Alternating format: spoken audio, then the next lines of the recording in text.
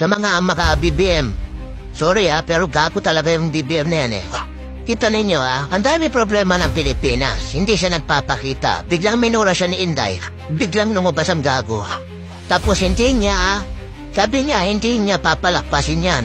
Tarantado ka, pinalakpas mo yung baha. Ang daming namatay. Pinalakpas mo yung kongreso mong magtanakaw. Pinalakpas mo yung komunista dyan sa kongreso.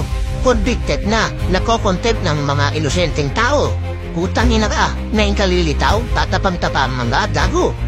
Alam mo, binaboy mo yung Office of the President. Hindi ganyan ang tingin ko sa Office of the President. Pati kayo, kongreso, binaboy nyo ang kongreso. Hayop kayo, contempt kayo, yayapang ninyo. Mga bokol naman kayo, mga tama. Okay, ang issue, mga kababayan, ang issue, ang presidente ninyo, nabdodroga. Yun ang issue. Tapos, nagnanakaw ang kongreso ninyo.